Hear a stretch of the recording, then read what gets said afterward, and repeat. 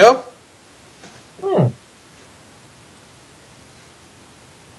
Let us see.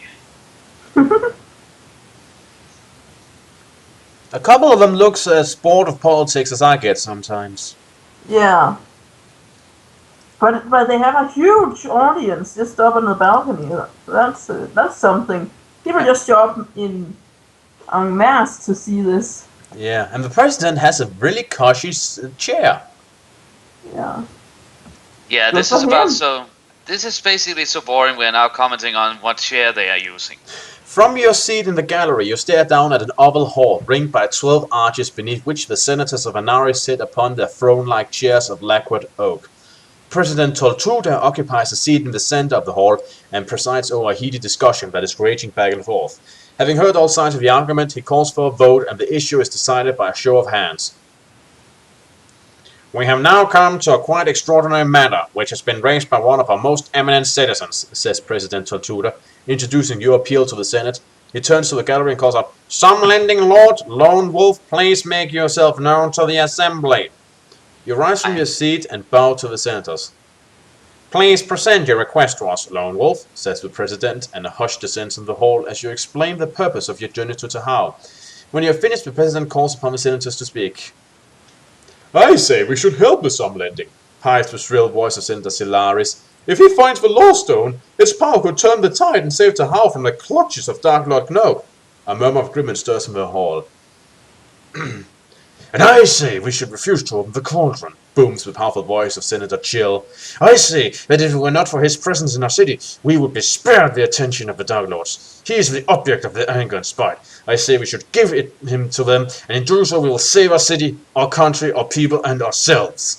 A surge of support echoes from the arches, and your skin prickles at the thought of what could happen. President Toltuda calls for a vote to decide whether the Senate should allow you to enter the cauldron, or use you to bargain for peace with the Dark Lords. Wow, That's really? stupid. Wow, nice guy. Hey, it's Politicians, ladies and gentlemen. But hey, it's democracy. Some want to throw you to the wolves, and others want to help you. And now it's in for a vote. I mean, that's only fair, right? It's a democracy, after all. Tensely, you await the result. The votes are cast and counted, and the Senate is split evenly. 6 votes for you and 6 votes against. The decision now rests with the president himself. He must cast the deciding vote. And his deciding vote is a die roll. God fucking damn it!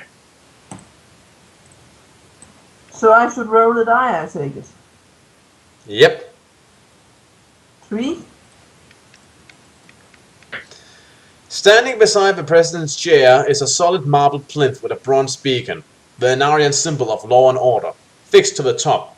The president moves his hands to the padded arm of his chair and presses a button. All eyes are on the beacon. There's a flash of ignition and a jet of green flames roars upwards towards the dome ceiling.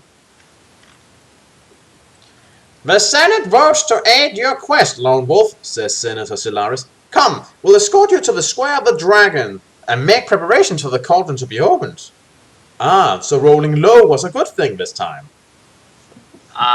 So basically, one's fate is decided by the flick of a button. Yep. That actually means that you had a larger chance of getting screwed over at this point. I'm just saying. The assembly is dissolved and the state coaches are summoned to take you and all the senators to the Tahau Cauldron.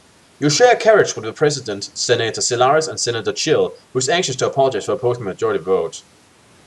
"I trust you will forgive me, Lone Wolf," he says unctuously.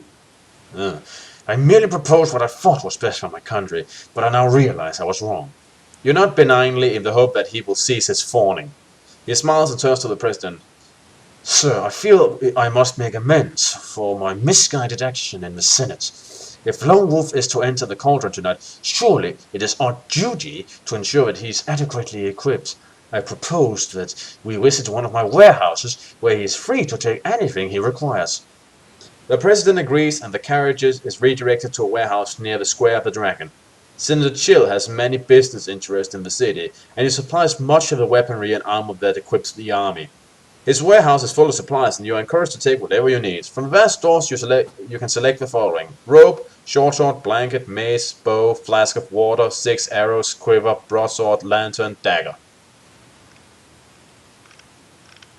I imagine you might want the arrows, or possibly the flask of water, but besides that, that's nothing you don't already have or have stuff for instead. And then I'd let's say take arrows. Yeah. Okay, if we take the arrows, and yeah, I do not really care how much he wants to, shall we say, make amends. He is the first thing I throw out of the wagon if we are so inclined. Right, so that leaves you at 16 arrows. Yep.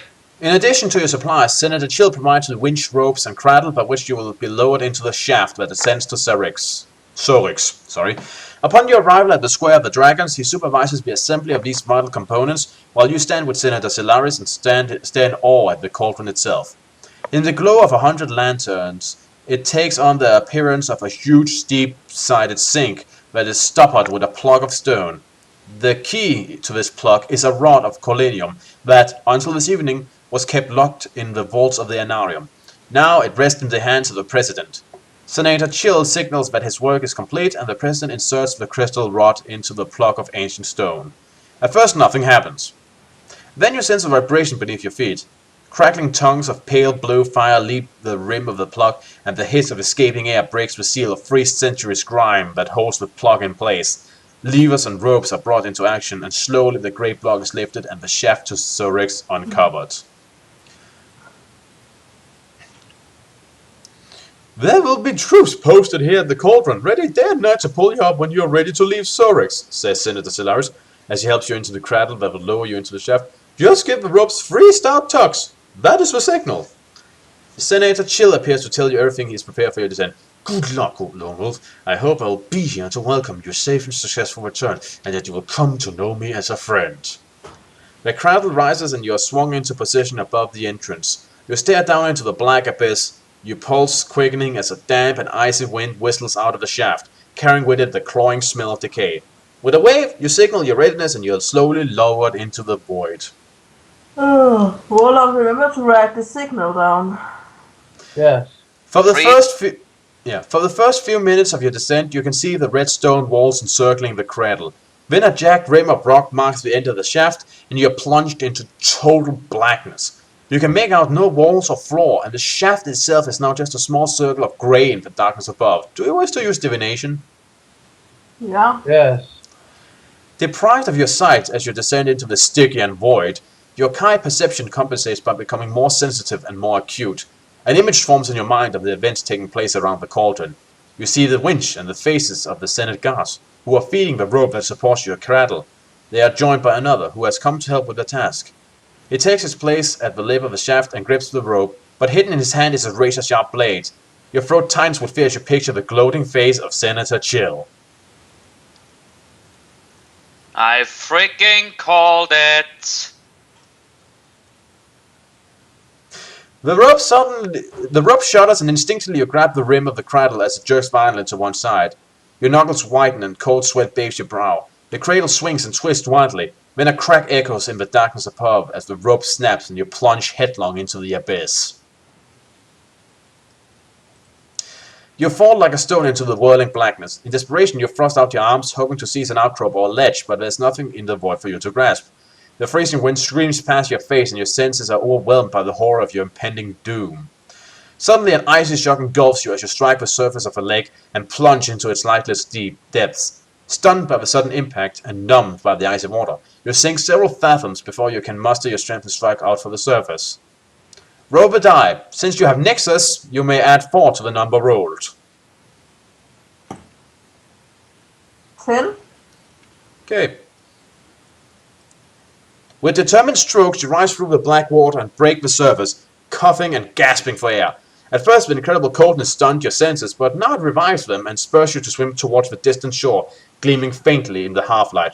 Aching and numb to the bone, you heave yourself out of the lake and collapse on the flat, spongy rocks that line the shore. Do you wish to use divination? Yes. Yeah, sure. Gradually, as the feelings return to your frozen limbs and your heart ceases to hammer on your chest, you feel bitterness and resentment welling up inside. You lift your face and give vent to an angry shout, cursing Senator Chill for his act of callous treachery that so nearly sealed your doom. Your voice travels through the dark towards the tiny speck that is a shaft of the cauldron, 500 feet above, but none hear your cry. The Sen is convinced you that you have perished in the fall and ordered the plug to be lowered back into position. Helplessly you stare into the void and watch with fear and frustration as the tiny speck flickers and then disappears. Yeah. Glorious. I know. I think this is a good place to stop for tonight, don't you? Yeah, cliffhanger.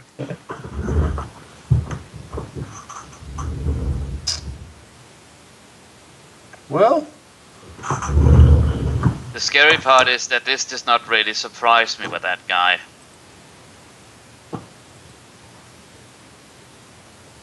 if I can just figure out where you are Where in the grand scheme. Well, I know where you are physically, but on the track, so I can see how far along you are in the story. That would be nice to know, you know, so I can see if you.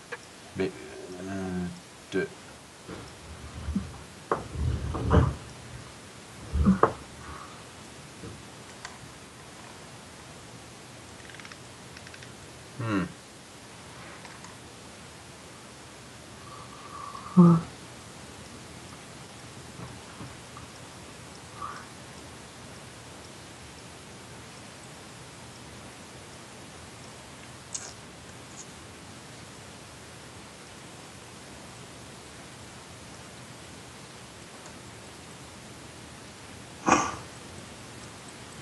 right.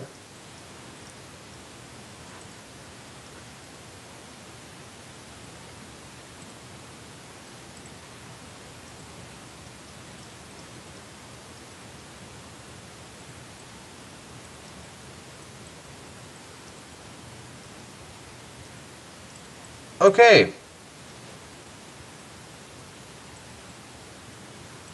Wow. You are well, or you are just so I know, you're 3/4 through the story. Oh, But Well, then we can take a short game next time. yes. I'm just saying. So yeah, this has been Eric Cobra, And Rana Naraja. and Warlord 1. and this has been Let's Play Lone Wolf Live. Hey! Oh, sorry. And give an ear. How the fuck did I forget you of all people? Yeah, she's your girlfriend, goddammit. Stop fucking The having- hell? I'm gonna think you have lost interest in me. Yeah, I'm sorry, I don't know what happened there. That was a brain fart.